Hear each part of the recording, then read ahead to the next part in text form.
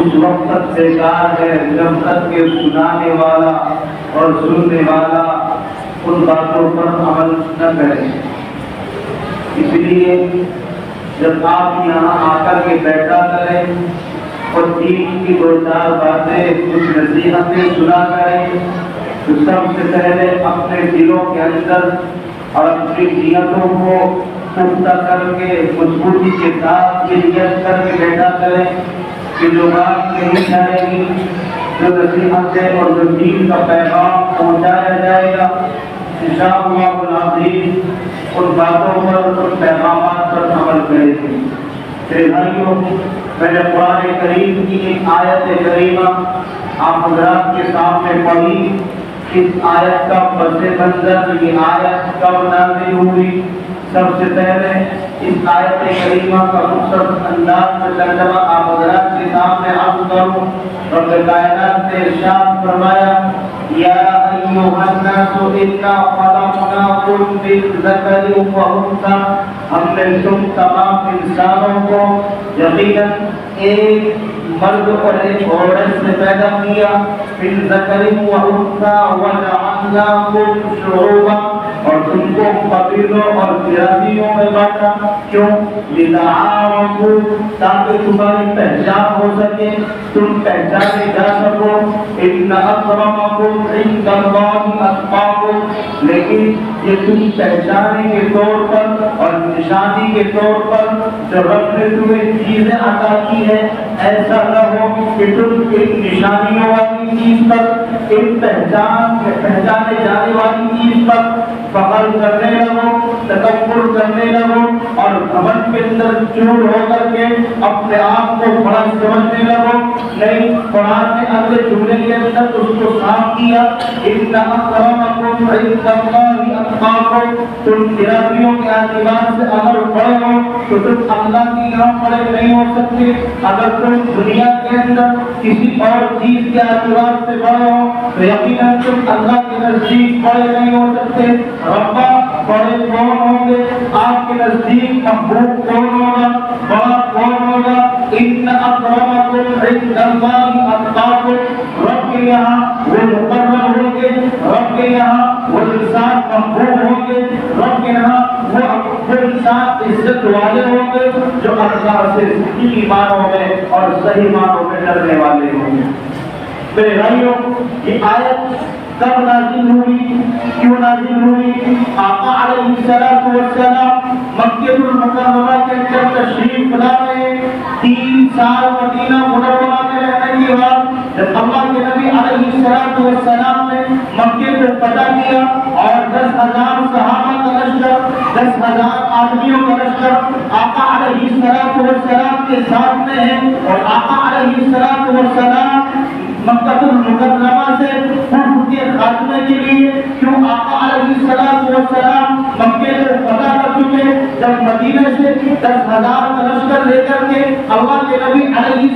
السلام مکہ المکرمہ کی طرف چلے اور یہ اعلان کرایا کہ مکے کو بتوں سے پاک کر دیا جائے، اور صحابہ کے درمیان بھی یہ پیغام دیا کہ تم ہر ایک آزادی کے ساتھ مکہ المکرمہ کے اندر داخل ہو۔ حالانکہ مکہ کے اندر رہنے والے وہ انسان جب اللہ کے نبی علیہ السلام نماز کی حالت کے اندر ہے، جب اللہ کے نبی علیہ السلام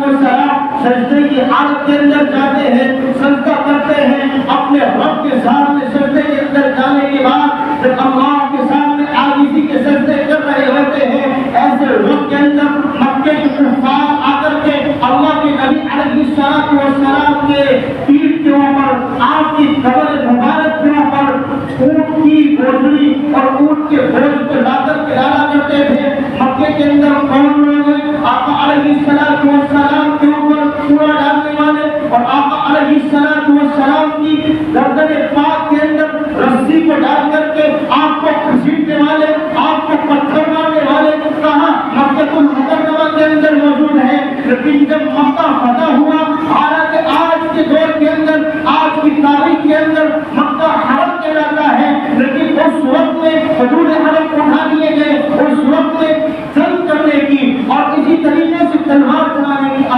اللہ کی طرف سے اجازت ملی، لیکن نہیں، صرف اجازت ملنا کافی نہیں، اللہ کے نبی علیہ السلام نے اپنے صحابہ کے درمیان پھر بھی اعلان کرا دیا، حالانکہ اجازت تھی، پتھر لے سکتے تھے، جہاد کر سکتے تھے، تلوار اٹھا سکتے تھے، اور اسلام کا ضابطہ بھی ہے جب آپ کے حقوق کو چھوڑا جائے، جب آپ ظلم کا نشانہ بن رہے ہو، جب آپ ظلم سہتے سہتے ایک وقت گزر جائے تو آپ کو چاہیے، اسلام اجازت دیتا ہے، شریعت اجازت دیتی ہے کہ اپنے بازو کو کھولو، اپنے بازو کو اٹھاؤ، جو تم پر ظلم کیے جا رہے ہیں ان کی آپ کو جواب دو۔ اگر آپ ظلم سہتے رہے یہ بھی ظالم کی حمایت ہے۔ کیوں؟ جب آپ ظلم ظالم کا جواب نہیں دیں گے، جب آپ اس کے سامنے اپنے بازو نہیں کھولیں گے، اس کی عادتیں اور خراب ہوگی اور مزید خراب ہوگی، یہاں تک خراب ہوگی آپ اس کے نزدیک مچھر اور مکھی کی طرح بالکل خشک نہ کرنے والے ہو جائیں گے۔ اس لیے ظالم کی باتوں کا جواب دینا چاہیے۔ آپ صبر کرنے کا حکم ہے جب تک صبر کیا جائے، لیکن جب صبر کا پیمانہ لبریز ہو چکا ہو اس کے بعد ظالم کا جواب دینا انتہائی ضروری۔ اس لیے آپ علیہ السلام اگر چاہتے اور اللہ کی طرف سے بھی حکم تھا کہ آپ تلوار اٹھا سکتے ہیں، جو حدود حرم ہے جہاں ممانعت ہے ان چیزوں کو مخصوص جتنے بھی اٹھا دیا گیا، حالانکہ چاہتے تو ایسے وقت کے اندر جہاد کرتے، اور جو اللہ کے نبی علیہ السلام کے مکے کے اندر دشمن ہیں ان کو تلوار کے ذریعے سے اپنے زور کے ذریعے سے باہر نکالتے یا ایمان کی دعوت دیتے نہیں، بلکہ وہ صحابہ جو 10,000 کا لشکر اللہ کے نبی علیہ السلام کے ساتھ میں ایسے وقت کے اندر اللہ کے نبی علیہ السلام نے ان تمام صحابہ کو اکٹھا کر کے فرمان جاری کیا، اے صحابہ تم مکے کے اندر فتح کر کے مکے کے اندر داخل ہو رہے ہو، کسی پر ظلم مت کرنا، جو حرم کے اندر داخل ہو جائے اس کے لیے بھی امان ہے، جو اپنے گھر کے دروازوں کی کنڈیوں کو بند کر لے اس کے لیے بھی امان ہے، اور اسی طریقے سے جو ابو سفیان کے گھر کے اندر داخل ہو جائے اس کے لیے بھی امان ہے، لیکن اگر چاہتے تو امن نہ دیتے، لیکن اللہ کے نبی علیہ السلام کی سخاوت اور دل دیتی ہے کہ اللہ کے نبی نے سب کو معاف کر دیا، حالانکہ جانی دشمن تھے، طرح طرح کی تدابیر اختیار کی گئی تھی کہ آپ کی جان کو نکال دیا جائے، آپ کو موت کے گھاٹ اتار دیا جائے، لیکن اللہ کے نبی جب داخل ہوئے شان و شوکت کے ساتھ داخل ہوئے اور فرمان جاری کر دیا کسی کے اوپر ظلم نہیں کیا جائے گا۔ میرے بھائیو، یہ آیت کریمہ اسی وقت کے اندر نازل ہوئی، اسی طریقے سے دو صحابہ آپس میں جھگڑ گئے، ایک انصاری ہے اور ایک مہاجر ہے۔ انصاری کسے کہا جاتا ہے؟ جب اللہ کے نبی علیہ السلام مکہ المکرمہ چھوڑ کر مدینہ المنورہ اللہ کے حکم سے گئے اور وہاں پر آپ علیہ السلام کی خدمت کرنے والے اور آپ کو چاہنے والے، آپ کو جگہ دینے والے، آپ کے کھانے کا انتظام کرنے والے، آپ کے رہنے کا انتظام کرنے والے اور تمام انسانوں کو انصاری کہا جاتا ہے۔ اور اسی طریقے سے مہاجر جو اللہ کے نبی علیہ السلام کے ساتھ صحابہ مکہ چھوڑ کر کے مدینہ المنورہ گئے ہیں ان کو مہاجر کہا جاتا ہے۔ تو آپس میں انصاری اور مہاجر دونوں لڑنے کے بعد انصاری نے کہا یا انصار المجاہد کہ آ جاؤ انصاریوں، میرے اوپر ظلم کیا جا رہا ہے۔ اور اسی طریقے سے جب مہاجر نے دیکھا کہ انصاری برادری کے اور انصار میں جانے والے اور انصار کے تعلق رکھنے والے تمام مجھے قتل کرنے کے لیے اور مجھ سے بدلہ لینے کے لیے آ گئے ہیں، ادھر مہاجر نے بھی آواز لگا دی، کہاں ہو مہاجر، کہاں ہو مہاجروں؟ دیکھو انصار بھائی نے اپنے بھائیوں کو، اپنے رشتہ داروں کو، اپنے سے تعلق رکھنے والوں کو بلا دیا ہے اور تم خاطر وقت میں سوئے ہوئے ہو، تم پر ظلم ہو جائے گا۔ یعنی برادریوں کے نام کو لے کر کے، برادریوں کے نام کو آواز لگا کر کے اس نے آواز دی دونوں صحابیوں نے۔ تو اللہ کے نبی علیہ السلام کے بعد جب یہ بات پہنچی کہ انصاری نے انصاریوں کو بلا لیا اور اسی طریقے سے مہاجر نے مہاجروں کو آواز دی تاکہ آپس میں لڑ سکے، آپس میں جنگ و جدال کر سکے۔ اسی وقت کے اندر اللہ کے نبی علیہ السلام تشریف لائے اور کہا کہ نفرت کا نعرہ کس نے دیا ہے؟ یہ نفرت والا نعرہ، یہ برادری کے نام پر یہ نعرہ کس نے دیا ہے؟ یقیناً یہ دشمن کو خوش کرنے والا نعرہ ہے، یہ اللہ کو ناراض کرنے والا نعرہ ہے۔ اس لیے سب سے پہلے آقا علیہ السلام نے نصیحت کی کہ ان برادریوں کے نام کو ہٹا کر کے تم سب بھائی بھائی ہو، المسلم اور المسلم، تم تمام آپس میں مسلمان بھائی بھائی ہو، اس سے بڑھ کر کی کوئی رشتہ نہیں ہو سکتا۔ اس لیے اسی وقت کے اندر یہ آیت کریمہ نازل ہوئی، اے انسانوں کہ تم کو ہم نے ایک مرد اور ایک عورت سے پیدا کیا ہے۔ تمام اپنی ہسٹری اٹھا کر کے دیکھیں، اپنی پیدائش اپنی تخلیق کو اٹھا کر کے دیکھیں، دو مخلوق ہوئے، ایک انسان اور ایک مذکر، ایک مؤنث، ایک عورت ایک مرد ملے تب تمہارا وجود ہوا۔ اس لیے جب کبھی گھمنڈ آئے تو دیکھ لینا اپنی تخلیق کو، جب اپنے دماغ کے اندر کبھی غرور آئے، اپنے دماغ کے اندر کبھی بڑائی آئے تو ایسے وقت کے اندر دیکھ لینا اپنے تخلیق کو کہ تمہاری تخلیق کس چیز سے ہوئی ہے۔ اے بھائیو، اسی لیے قرآن نے کہا وَلَا تَمْشِ فِي الْأَرْضِ مَرَحًا إِنَّكَ لَن تَخْرِقَ الْأَرْضَ وَلَن تَبْلُغَ الْجِبَالَ طُولًا۔ تم کہاں عقل کر کے چل رہے ہو، کہاں سینہ تان کر کے چل رہے ہو، جب وہ قرآن کہہ رہا ہے وَلَا تَمْشِ فِي الْأَرْضِ مَرَحًا، زمین میں عقل کر کے مت چلنا۔ کیوں؟ إِنَّكَ لَن تَخْرِقَ الْأَرْضَ، تم کتنا ہی عقل کر کے چلو، لن تخرق الارض، تمہارا عقل کر کے چلنا، تمہارا تدبر کرنا زمین کو نہیں پڑ سکتا ہے۔ وَلَن تَبْلُغَ الْجِبَالَ طُولًا، اور نہ پہاڑوں کی طوالت اور پہاڑوں کی اونچائی اور لمبائی کو پہنچ سکتا ہے۔ کیا فائدہ ہے ایسی عقل کا؟ کیا فائدہ ہے ایسے گھمنڈ کا؟ کیا فائدہ ہے ایسے تکبر کا؟ جس تکبر کو، جس گھمنڈ کو اور جس برادری کے غرور کو موت کا ایک جھٹکا اور ایک آواز زمین کے اوپر لٹا دے، کیا فائدہ ہے ایسے تکبر گھمنڈ کا؟ کیا فائدہ ہے ایسی برادری کے اوپر گھمنڈ کرنے کا؟ میرے بھائیوں، میں عرض کر رہا ہوں، آپس میں اختلاف اس قدر بڑھ چکے ہیں، آپس میں اختلاف اس قدر بڑھ چکے ہیں کہ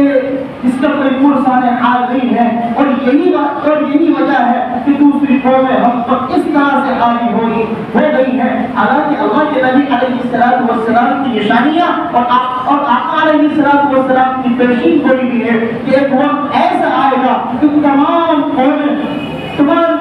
امت مسلمہ کے خلاف اور مسلمانوں کے خلاف ایک پلیٹ فارم پر جمع ہو کر کے اس طرح کی آوازیں لگائیں گے، تمہاری دشمنی کے اندر آ کر کے تمہیں بیدار کرنے کے لیے اور اسی طریقے سے تمہیں تہتے چڑھانے کے لیے تمہیں آوازیں دیں گے۔ اس طریقے سے ایک بھوکے آدمی کو دسترخوان کی دعوت دیتا ہے۔ یہ آقا علیہ السلام کا حکم ہے۔ آقا علیہ السلام نے پیشین گوئی تھی کہ قرب قیامت میں ایسے حالات پیدا ہوں گے، تمام قوم، تمام مذاہب کے ماننے والے ایک جگہ جمع ہو کر کے امت مسلمہ کے حق میں اور اسی طریقے سے ان کو بدنام کرنے کے لیے، ان کو درجے چلانے کے لیے، ان کو ختم کرنے کے لیے آپس میں ایک دوسرے کو اس طریقے سے بلائیں گے جس طریقے سے بھوکے کو دسترخوان کی طرف بلایا جاتا ہے۔ لیکن یہ امت کا حال ہے کہ آپس میں بھائی بھائی کی بول چال نہیں ہے، پڑوس پڑوس میں رہ رہے ہیں، آپس میں بول چال بند ہے۔ میرے بھائی، ایسی زندگی کا حالانکہ اتنا خوبصورت مذہب تمہیں دیا گیا ہے، اس خوبصورت مذہب کے تم ماننے والے ہو۔ آقا علیہ السلام نے بہت ساری جگہ تعلیمات دی ہے کہ انسان کا ایمان مکمل نہیں ہو سکتا جب تک کہ وہ آپس میں محبت کرنے والا نہ ہو، جب تک کہ وہ آپس میں معاملات کے اندر محبت کرنے والا نہ ہو۔ آقا علیہ السلام نے یہ بھی ارشاد فرمایا کہ اس وقت تک وہ انسان جنت کے اندر داخل نہیں ہو سکتا تو انسان 3 دن سے زیادہ آپس میں اختلاف رکھے، آپس میں نافرمانیوں کو رکھے، آپس میں انتشار کو رکھے، آپس میں بول چال کو بند کر کے زندگی گزارے۔ 3 دن سے زیادہ اگر تم زندگی گزار رہے ہو آپس میں اختلاف پیدا کر کے، آپس میں بول چال کو، معاملات کو، سلام کلام کو بند کر کے، تو بھول جاؤ اس جنت کو جس کو تم اپنے ذہنوں کے اندر بسائے ہوئے ہو کہ ہمیں جنت مل جائے گی۔ میرے بھائیوں، علیہ السلام کی وہ پیشین گوئیاں، آقا علیہ السلام کی وہ تعلیمات جن کو آپ اپنے ذہنوں کے اندر بسا کرتے خوش ہیں کہ ہم تو جنت کے حقدار ہیں، اتنی آسانی سے جنت ملنے والی نہیں ہے۔ جنت کے لیے اور جنت میں جانے کے لیے بہت سارے افعال، بہت سارے اعمال کرنے ہوتے ہیں۔ اس لیے آپس میں میل جول اور اسی طریقے سے ہمارے درمیان میں اختلافات کی ایک دنیا جنم لے ہوئی ہے اور پڑھتی جا رہی ہے، پروان چلتی جا رہی ہے۔ ایک محلے کے اندر رہ رہے ہیں، ایک گھر کے اندر رہ رہے ہیں، پھر پتا تنامی، پھر بول چال کا نہ ہونا، کیسے گھٹ کر کے جی رہے ہو؟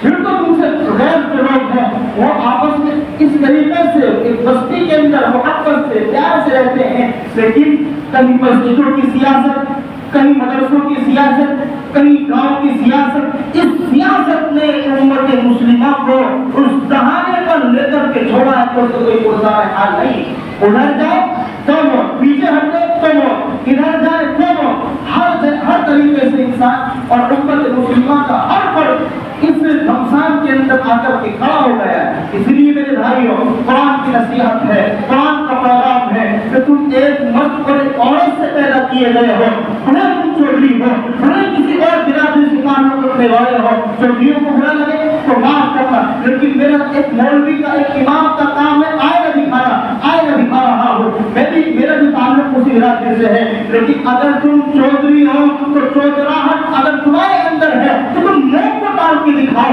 بیماری کو ختم کر کے دکھاؤ، دنیا کے اندر انقلاب پیدا کر کے دکھاؤ، اگر تو تب تو تمہاری چودراہٹ کو مانا جائے گا۔ میرے بھائیوں، برادریوں کا اور اسی طریقے سے قومیت کا تعلق ختم کر کے آپس میں پیار محبت سے زندگی گزارو۔ چھوٹا سا گاؤں ہے، اس کے اندر بھی انتشار ہو، اس کے اندر بھی خلفشار ہو، اس کے اندر بھی جو بھائی آپس میں رہتے ہو ان کی بول چال نہ ہو، کہ کیسے گھٹ گھٹ کر کے جینا، زندگی تو گزر جائے گی، کہیں گزری کہیں گزرا، تمہاری جھوپڑی ہمارے مکان، زندگی تو گزر جائے گی کسی کی جھوپڑی میں رہ کر کے، کسی کی عالیشان بلڈنگ میں رہ کر کے، لیکن میرے بھائیوں جب بھائی گزر جائے گا، جب بھائی دنیا کو چھوڑ کر کے چلے جائے گا، تم لاکھ چھاتی پیٹتے رہنا، سر کو ماتم کی بھی